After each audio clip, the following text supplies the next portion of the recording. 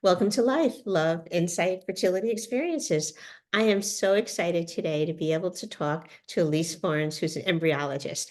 And I had first seen her actually on Instagram because her posts are unbelievably educational, which I love.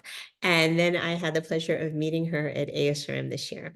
So I'm thrilled, and we're going to be talking about embryology and AI, which I can't wait to hear about. So thanks for being here today. Yes, thanks for having me. I'm super excited to talk with you. It's been a while since we saw each other in person at ASRM, so excited to catch up and talk about this fun topic. I know, geez, it was like the best topic. I thought, okay, I really am at a loss, to be honest with you, when it comes to AI and embryology. I need like 101. What is it? How does it work? Like the whole thing. So I have to defer to you to say, where do we start? Yeah, well, I'll give you a quick overview of what I do as an embryologist, and then I can get into kind of what AI is and how it's being implemented into this field. So, for anyone who Fabulous. is listening who is not familiar with embryology, we are the ones kind of behind the scenes in the lab when you come through for an IVF cycle. So, when you do an egg retrieval, we are the ones on the other side looking for the eggs. We are the ones who do the inseminations. We freeze eggs, embryos, we warm eggs and embryos. So we are the ones that kind of do all aspects of the lab work in the IVF lab. Well, what's so important about that too, I'm so sorry to interrupt you, but what's so important about it is the people who I work with and who I've worked with over the years, labs have become more and more visible. Even when you go into a center now, like there's clear glass, so you can see what's going on, and people will actually like go to certain clinics because of their labs, because the embryologist is so important. So even though you're behind the scenes, you are the ones who are really creating the embryo, thus the embryologist, right? Yeah, absolutely. And I tell patients that when you're considering a practice, you want to take the lab into consideration. The physician is very important, but the lab is also just as important and can really make or break a cycle. So you want to make sure you at least have a conversation with your physician about their lab and their statistics and how things run because it's an important aspect. Yeah, yeah, and I just want to double check, make sure everybody understood the statistics, right? Because you said make sure that they know the statistics too. So what would they ask about statistics? Yeah, so I like to have patients because every patient is different. Not everyone is exactly the same, but we in general give an idea of, hey, if I'm a patient who has tubal factor infertility or male factor infertility, what do you see when you work with patients like me? You know, this is what I'm coming to you as a patient with this specific issue or multitude of issues. How have your other patients done in this case? I want to hear that. And the biggest question I get from patients is chain of custody. So if that's something you're concerned about, like wanting to make sure that the right sperm makes the right egg, and that's something you want to make sure that you have on the forefront, which all labs do have on the forefront, but understanding how their lab does it, if they have an electronic witnessing system, or if they're using just double witnessing with embryologists. So if that's something that you're curious about or have concerns about, ask. And then I think that goes along with statistics. It's an overall view of the lab. SART, SART, I think is a great resource for those who are looking for statistics on their lab.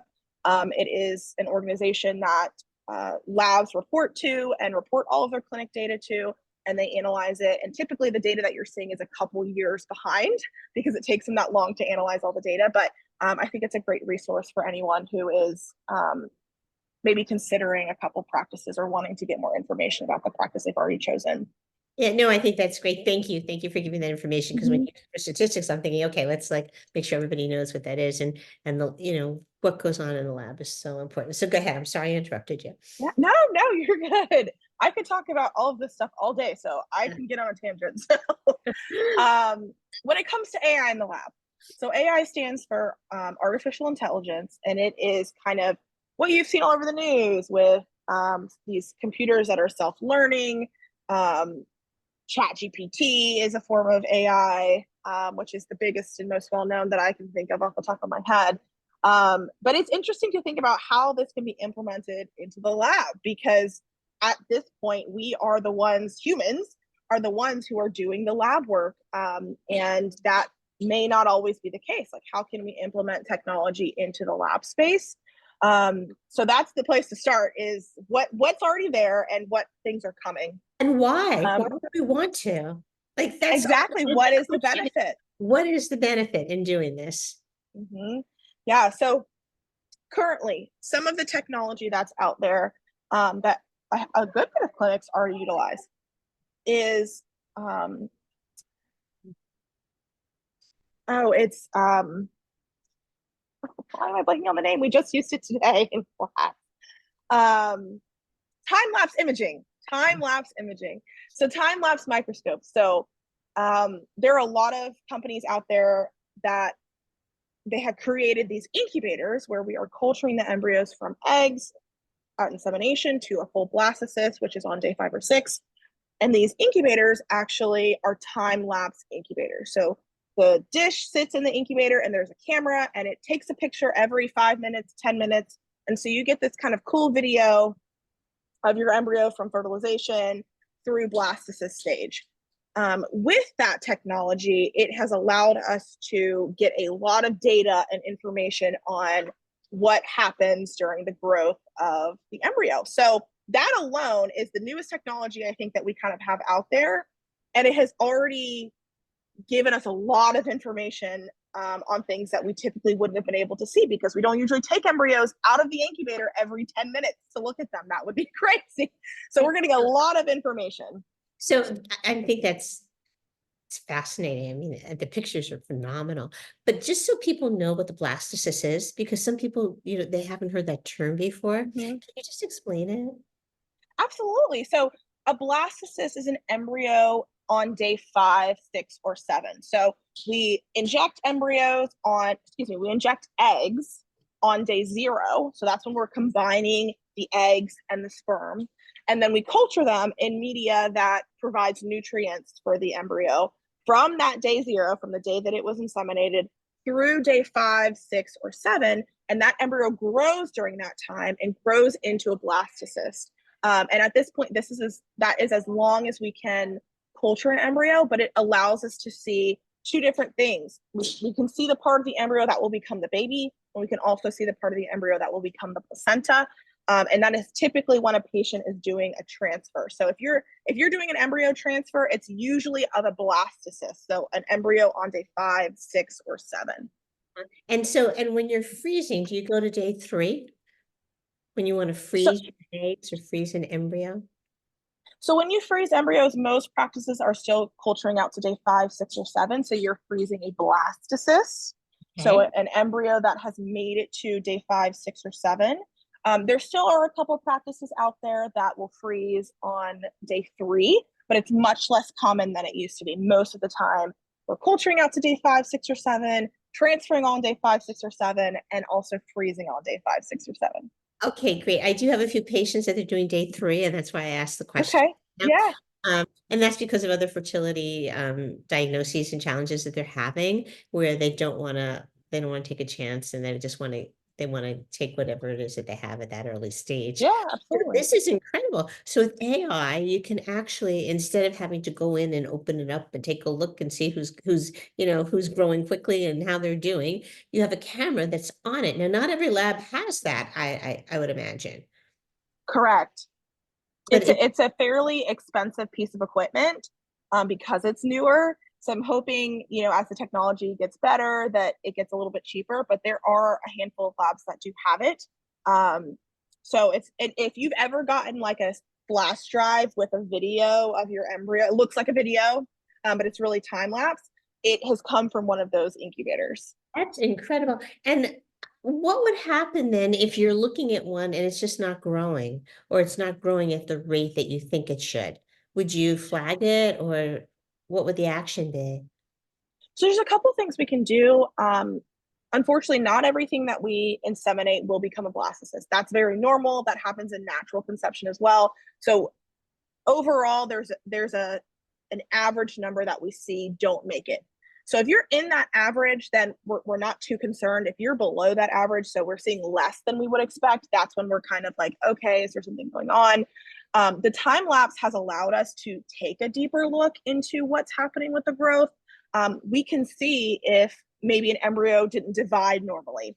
So typically you have one cell and it divides into two, and then those two cells divide into four, and then so on and so on. And we can actually see that in the incubator if they're not dividing appropriately. So we may have an embryo with two cells divide into three cells. And so it didn't divide evenly. So we have three cells instead of four cells. Or I've even seen embryos that are four cells that revert back to three cells and things like that. So we can see, we have a better idea of if there are abnormalities in development with the time-lapse incubator without, like you said, without having to take them out of the incubator, which is really great. And so once you see that, when you see an abnormality, right, is there anything that you do other than watch it closely, or is there any other information that you glean from it that would help on the next transfer or on the next time around? Absolutely. So unfortunately, in the moment, there's not a whole lot that we can do. It's usually more of a way for us to gain information and maybe do something different next time. So if we're seeing kind of arrest, and depending on when we're seeing the arrested development, may give us an idea of whether it's potentially an egg quality issue or sperm quality issue. We also can, it also allows us to prioritize which embryos we'd like for transfer. So at the end of the 7 days, we may have three blastocysts, and they all may be very similar in grade, in quality. But we can look back at the embryoscope and see, oh, actually, embryo number one took a little bit longer to make it to the 8-cell stage than embryo number two. And although they're the same grade, should we prioritize this other one because technically this one was a little bit slower? That is the piece that we're still learning. So we're getting all this data, but we don't know yet what data is important. So we don't know yet, does that time to blastocyst make a difference? Does the amount of times that embryo collapses on itself and re-expands, does that make a difference? We don't know yet. So we're getting that data, so we know that this embryo collapsed, but is it important? We're still trying to figure that part out. Because embryos are not supposed to collapse, correct? Not multiple times. Typically, if they're collapsing on their own, we call them pulsing. So they'll kind of collapse in on themselves and then re-expand and then collapse in on themselves and re-expand. It's very normal when we do it on purpose, but when the embryos do it themselves, it takes a lot of energy for them to do that and re-expand, because if you think about it, they're all living cells. For it to do that, it takes a lot of energy. So we don't know yet if it's necessarily a bad thing. Preliminary research is saying, yeah, maybe it is. It's not the best, but definitely more studies need to be done before we know for sure that, hey, we should not prioritize that one because it collapsed multiple times in the development stage. It's incredible information. It's mind-boggling how when you think about it, people would just go in and open it and look at it versus put a camera on it, and that's AI, and it's almost like a no-brainer. It's like, wow, Yeah. of course, why would you want to do that? Yeah. And and a lot of companies are coupling that data with an AI technology. So the AI is supposed to tell us, based on these parameters and based on thousands of pregnancy outcomes and thousands of cycles that we've analyzed, this is the embryo you should transfer. So it takes all of that data and then tells us, choose this one. This one will give you the best chance of pregnancy because of all the other data that we already looked at, which as embryologists we can't do because we don't have the capacity to look at thousands of cycles.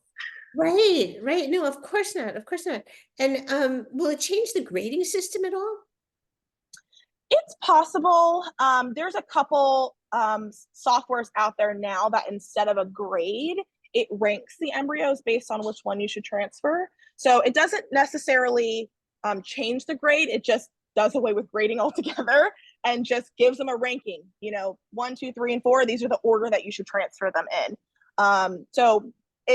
I think there's still some merit to grading, morphological grading of an embryo. We just don't know yet which one is better. Is the embryologist eye with the morphology going to give you better pregnancy rates, or is the AI software really going to give you better pregnancy rates because it has all the data to go on? So the jury's still out on which, is it us picking or is it them picking which one is better?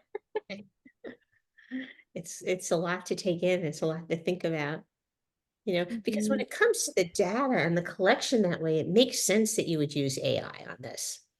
Yeah, I hadn't thought about it. yeah. It's not like they're taking the AI functionality is not selecting the sperm and selecting the egg and doing the insemination. Not yet. Yeah, okay.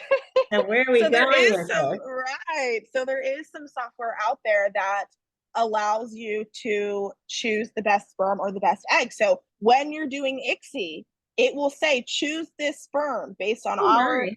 parameters. It'll say pick this one because it's the same thing. We're just choosing the sperm that we think looks best. And we don't know for sure if that's going to yield an embryo or a healthy pregnancy. So there is software out there that will say choose this sperm, and there are eggs out there is software out there that will say, these are the eggs that we think will make it to blastocyst stage. So it's very, very interesting stuff. We haven't quite, Wow. yeah, How and does that's it look? definitely kind of where things are going. Wow. And how does it look at the egg? Is it that the eggs go under the microscope? Like, how does it do the selection process? Yeah, so it's the same thing. It's looking at it under a microscope and then taking a picture, and you get kind of a report saying, this one has this probability of making a blastocyst. This one, doesn't really have a great chance of making an embryo. So it's I don't know any practices personally that have implemented this software, but I do think at some point people are going to get on board if the research starts to show that it's making a difference in pregnancy rates. That's the big thing. If it's not improving pregnancy rates, why are we doing it? So until we see that, I think people are a little hesitant. But I think at some point the technology will improve pregnancy rates, and I think patients will start asking for it, and physicians will start implementing it, and lab staff will have to get used to using it. Now, is it going to impact lab staff? Because I'm thinking, okay, so the computer says use this egg and use this sperm, but the embryologist is looking and saying, wait, I don't think so. Is that a possibility? And that's definitely a possibility. And I think it's healthy for lab staff and embryologists to be skeptical because I think that is what gives us those papers when people are like, well, I don't know, if this is really going to work. I think it's healthy to have a little bit of skepticism and things like this because it's at the end of the day, patient care and patient outcomes are the forefront and our biggest priority. So we don't want to implement anything that could potentially cause issues with patient care or decrease pregnancy rates or anything like that. So until we know that there's a no harm and that there's a potential good, we really like to stay away because we don't want to make anything. We don't want to have a negative impact on the patients that we're treating. So it really comes down to, is this having a true positive impact on their cycle? If not, we're going to stick to the embryologist choosing. This is just, I used the word wild already. I have to think of another word. So you're going to film you can film the blastocyst, but before that, there's potential of picking the egg and the sperm. Yeah. And Is, we actually have some of the software here. It kind of gives you, at least for the sperm, you'll put your needle down to like you're gonna strike a sperm, and it'll have a green circle, or it'll have a yellow circle, or it'll have a red circle. And the green circle is yes, we think this is a good sperm, pick it. And then it'll have yellow, like, oh, it's okay, it's not the best sperm. And then it'll have red, meaning like this really isn't the best sperm. You shouldn't choose this one. So I always find that I've only used it a handful of times. It's very new software. I don't, like I said, I don't personally know practices who are using this with patients. I am at a training center, so we use it for practice and to learn more about the technology. So it's definitely interesting to see. I was not expecting things to come so far, but I only foresee it continuing to grow. This sort of AI and the selection sort of programs that are out there. wow, so with the AI, what they do is they program the device. I don't know what to call it, the Yeah, the device computer. computer, right, to understand what to look for with the Yeah, egg. exactly. And that I would think is done by embryologists. Would that be a correct assumption? So a lot of it is outcome data. So the companies who are training this AI software are going to say they want all the data on the patient. So diagnosis, age, prior cycles, patient, pregnancy outcomes, all of those things, number of blasts formed, the fertilization rate, and all those things. And so we send all of that data, to a company who analyzes it all. And that teaches the software, okay, when we use this egg and this sperm, that created an embryo, and then that embryo created a baby. So that's a good thing.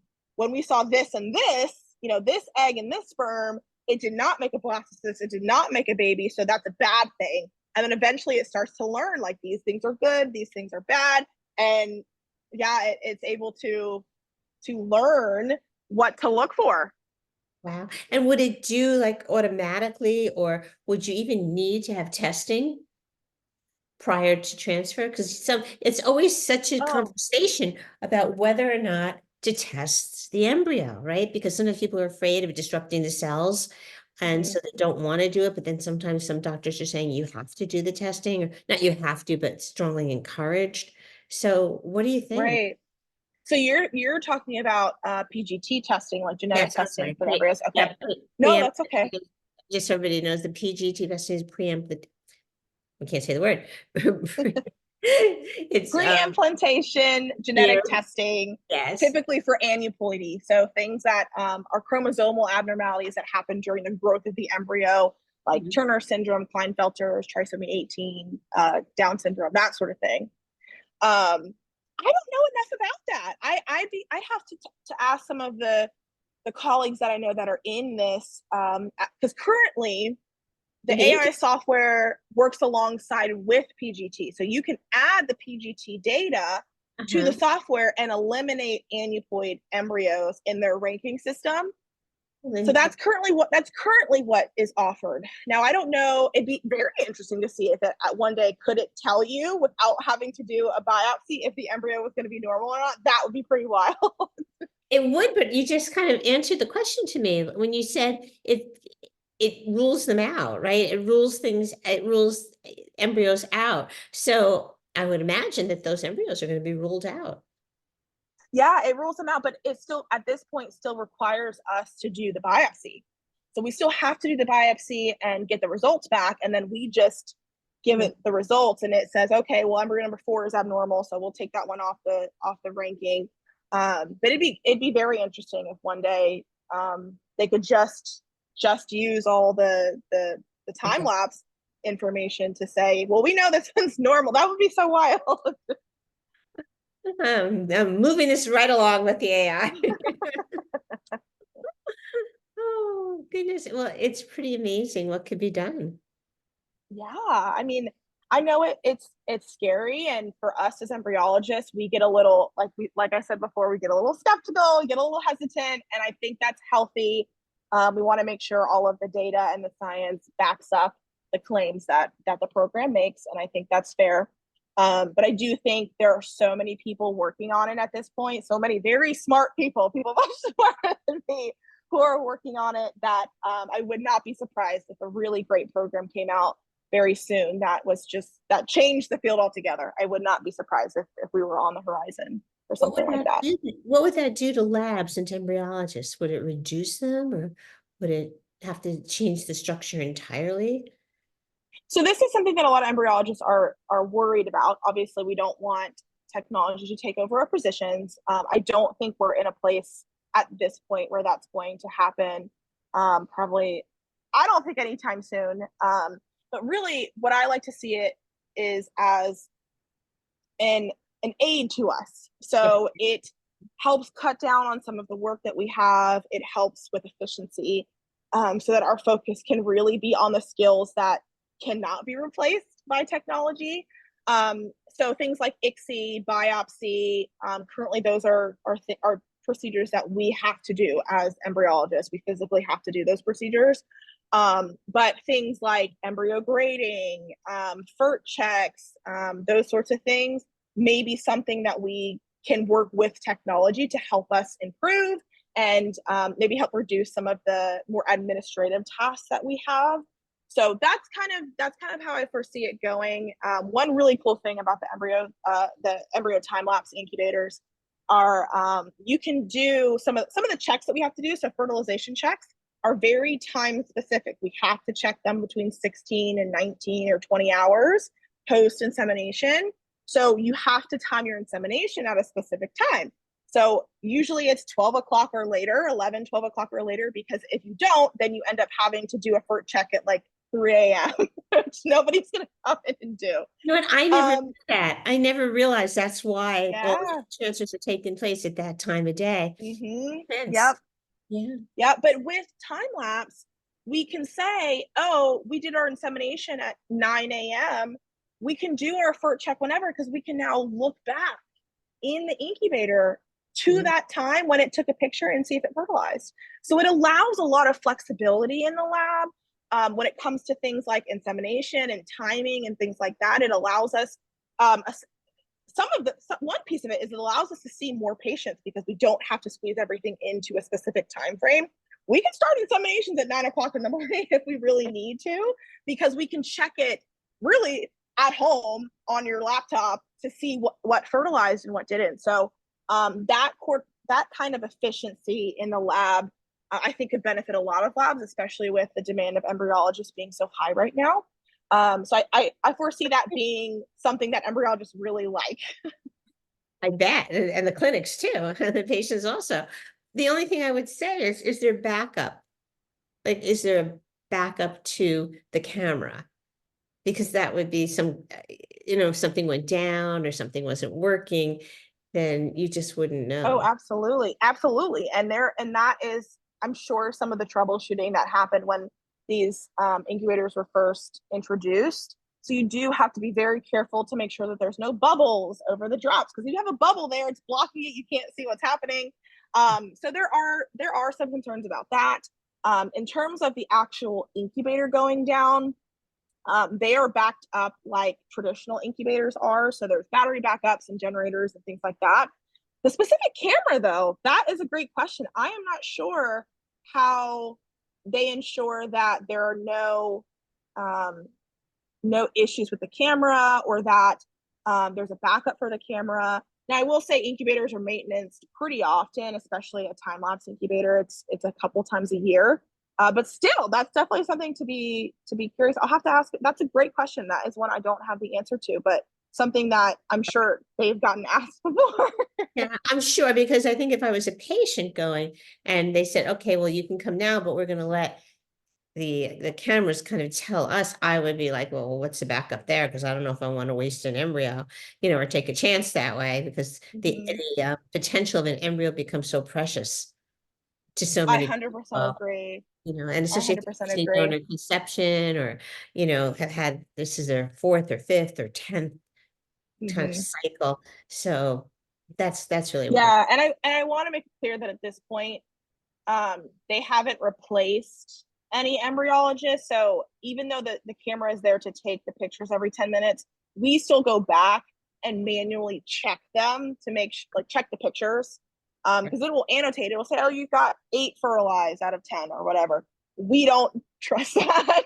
We still go back and check and count ourselves. So that's a part where we're like, well, we can't just trust it to make all the decisions for us. We need to, we gotta make sure that it doesn't have any error.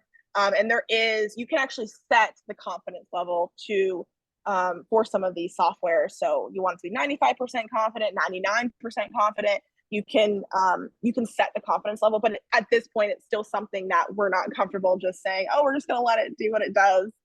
Yeah, no, we're still checking. We're still checking them.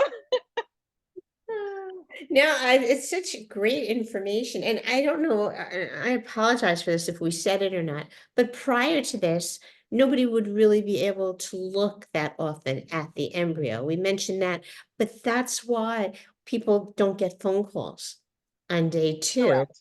or on day 3, because they don't want to disturb what's going on. And Exactly. it's really huge. This is really huge. Thank you so much for coming on and telling us about this today, because I am fascinated by it. I'm fascinated by it, by all the good that it could do. I'm not so happy about the potential of replacement. That really scares me on a lot of Mm-hmm. different levels about AI, in so many ways.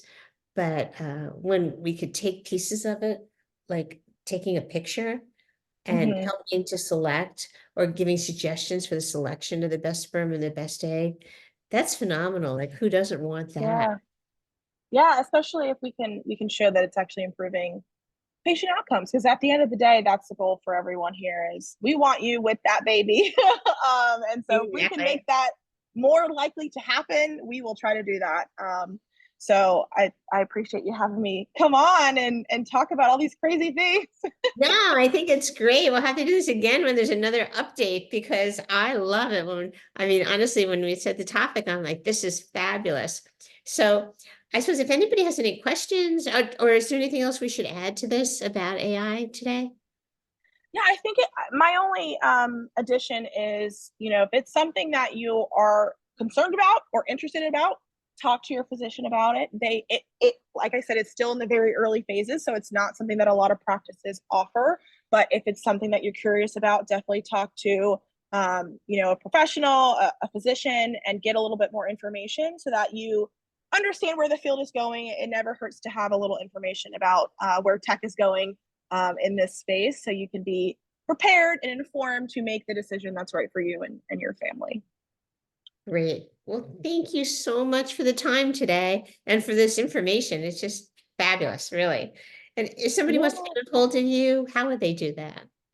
Yeah, so you can find me on Instagram at Alease the Embryologist, and same thing on TikTok at Alease the Embryologist. And feel free to shoot me any questions you have about AI. I'm happy to give you my experience. And yeah, that's where you can find me. Excellent. Thank you so much. And if anybody has any questions or comments I could help you with, please feel free to reach out to me at lorimetz.net. Oh, or you can email me at lorimetz@ymail.com. Awesome.